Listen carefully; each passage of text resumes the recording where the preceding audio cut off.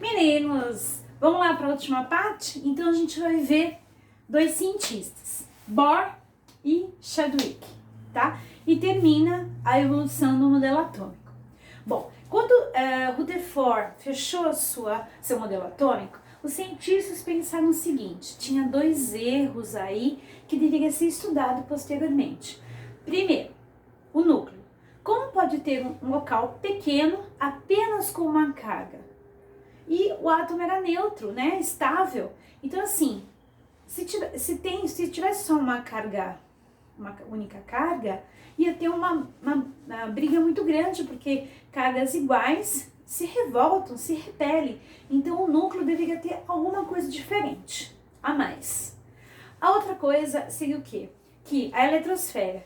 O elétron não ia ficar rodando em qualquer órbita, né? Em qualquer órbita. Chegaria no momento que ele perderia a sua energia e ficaria grudadinho lá no núcleo. E não era isso que acontecia.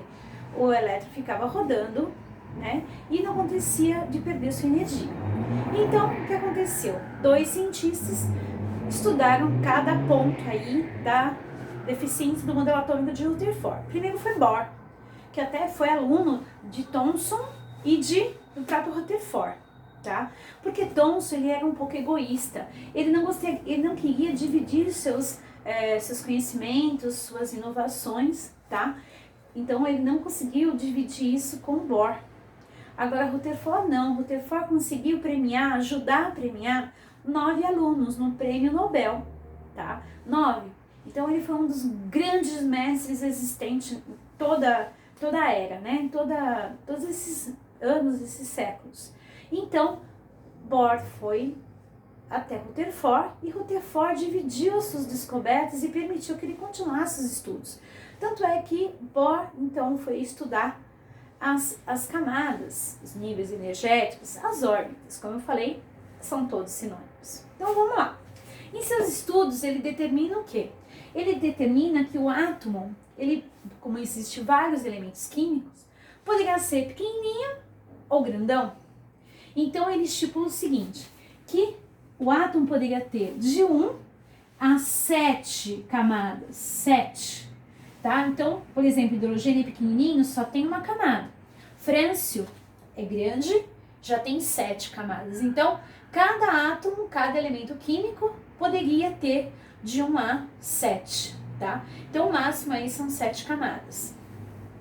Então, a camada K, que ele deu o nome, só consegue, imagina um criado mundo cheio de gavetinhas, tá?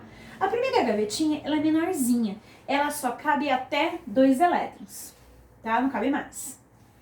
A camada L só cabe 8 elétrons. A camada M já é um pouquinho maior, cabe até 18 elétrons. A camada N e a camada O cabem até 32 elétrons. E a camada P e a camada Q, a P18 e a Q2. Por que essa diferença?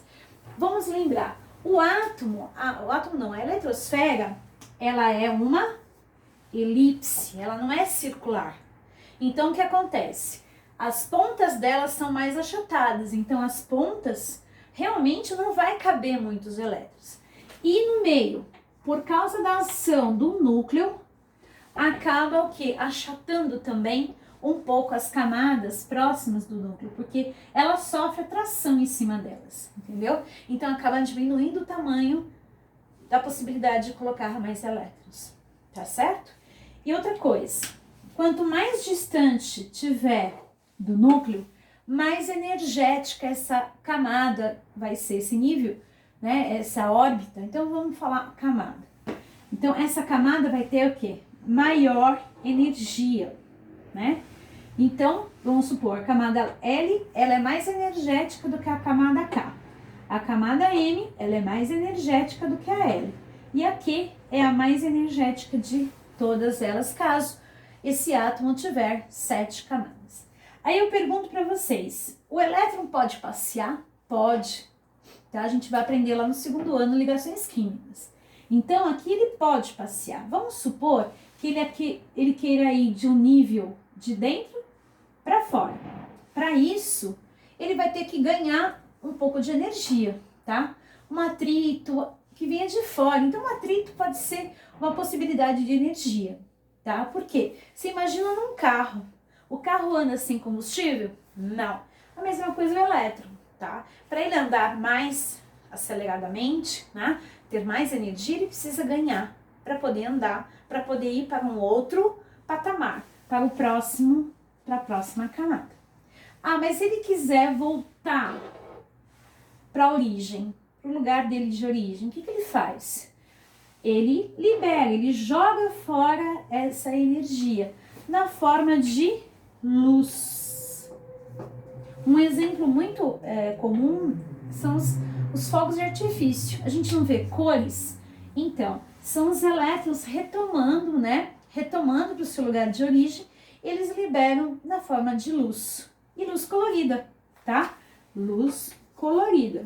Cada átomo, cada elemento químico tem a sua cor: amarelo, azul, vermelho, tá? Então, cada um tem a sua especialidade, tá certo?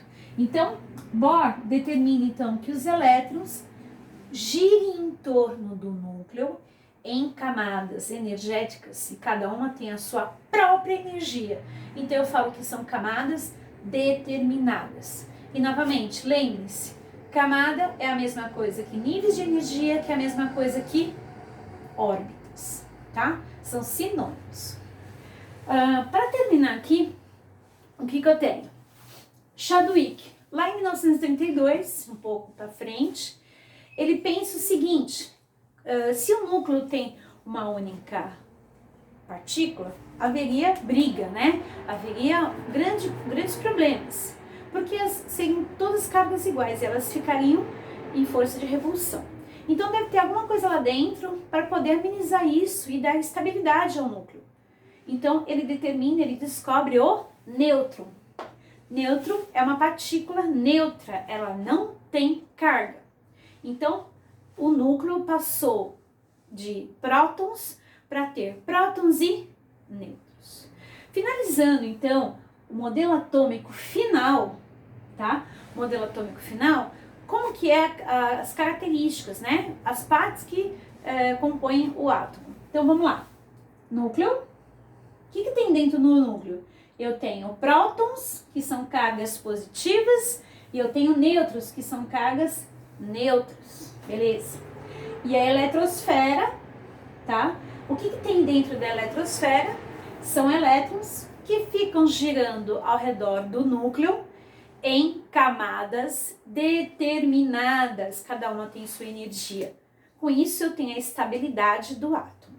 E outra coisa, a quantidade de elétrons que tem dentro do átomo é igual à quantidade de prótons, ou seja, positivo e negativo a quantidade são iguais, tá certo? Então eu termino agora a nossa aula de modelo atômico, evolução de modelo atômico. Então eu vou estar postando isso na segunda-feira. Vão lá, assistam esses 2 vídeos. Tem dúvida? Volta. Eu estarei no chat tirando as dúvidas de vocês também. Tem o modelo teórico lá, o texto. Leiam o material teórico e façam os exercícios. Tá certo? Um beijo para vocês e até a próxima aula. Beijo, gente. Se cuidem.